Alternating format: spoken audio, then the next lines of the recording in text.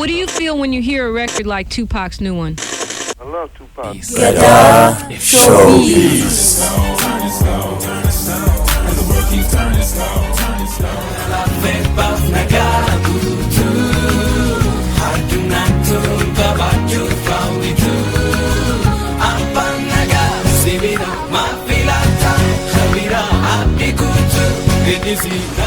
Jirra jirtu jenne qophii keenya gadaa showbiz irraa kaakuu muuziqaa faaru yookaan gospel artii oromoo keessatti gumaache gabaabaan ilaalla itti gaarii isiniin jedha.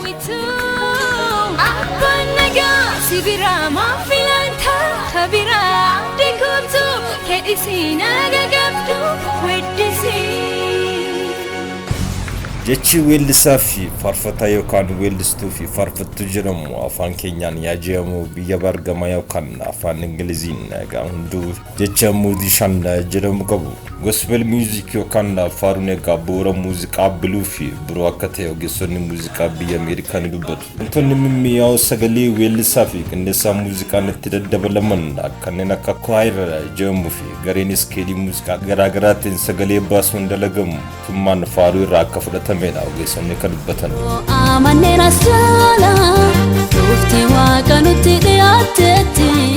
Biyya keenya Itoophiyaatti sagaa yeroo Xilahuun Gassassaa orkeestiraa baandii kibir zabeenyaa seenanii waggaa wasanuu didoo masiinqoo isaa qabatee weeddisuu irraa jalqabee faaruun mana amantaa bifa albamaatiin istuudiyootti waraabamanii baasuun ni dursa. Ogeessonni muuziqaa manneen amantaa keessaa ba'an muuziqaa Oromiyaa irra darbee muuziqaa Itoophiyaa sadarkaa barbaachisu irra akka ga'uuf gahee isaanii taphataniiru. Fakkeenyaaf qindeessaa muuziqaa Eliyaas Malkaa yoo furanne mana amantaatii eegabee gara artiitti seenee albama muuziqaa Itoophiyaa mara jechuun ni danda'ama qindeesseera. Eliyaas qofa miti Daawit Taaddasaa, Mikaa'el Haayiluu fi hedduu isaanii yoo ilaalle manneen amantaa kanaatti kaba'an.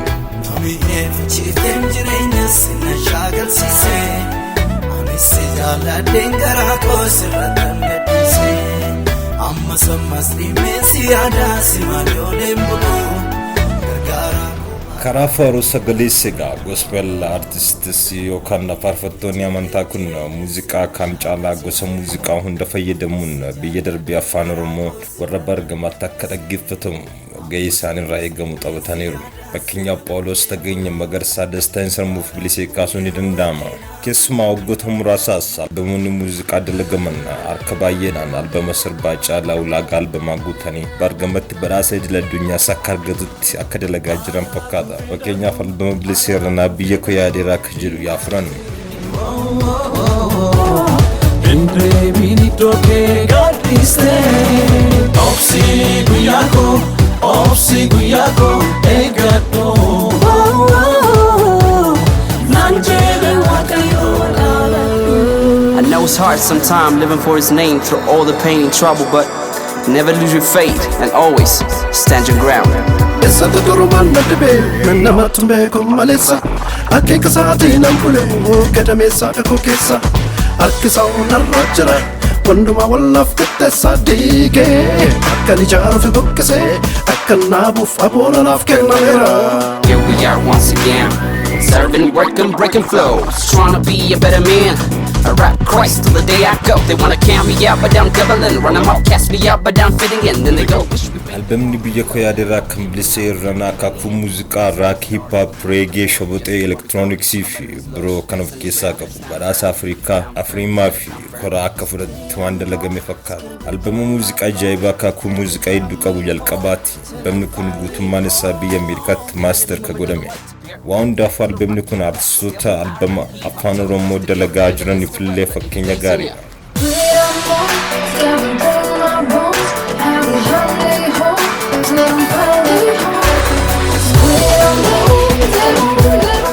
Fuulduratti ogeessota muuziqaa asoosiisuun bal'inaan simbiraan ga'a. Arraab gadaa showbiz irraas faaruu abdii yookaan hoppi jedhu kan eenya gadhiisame Feenaan Bafiqaaduu Daawit Geetaachoo fi Meeroon Alamuutiin kan dalagame. Sinafeeru nagaadhaan madda turtii gaarii ammas gadaa muuziqaa.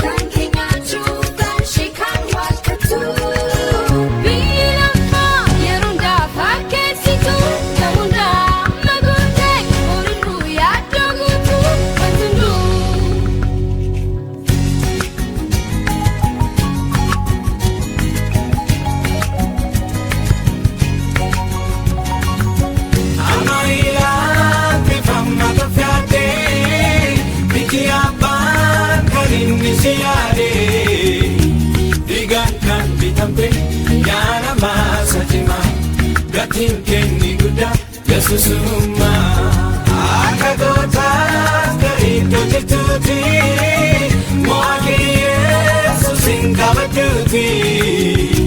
Namaaf jiraata qabatee deemudha jedhitti dubbadhu hanguutuudha.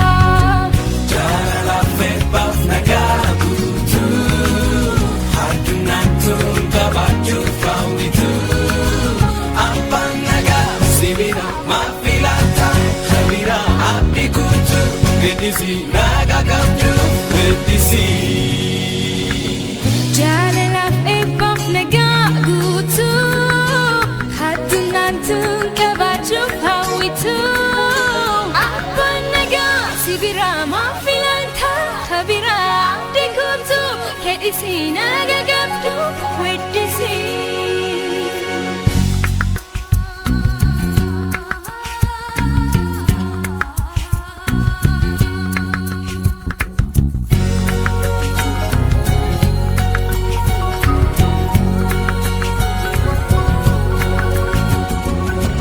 Jaalalaaf eebbaaf nagaa guutuu addunyaa tun qabaachuuf hawwitu abbaan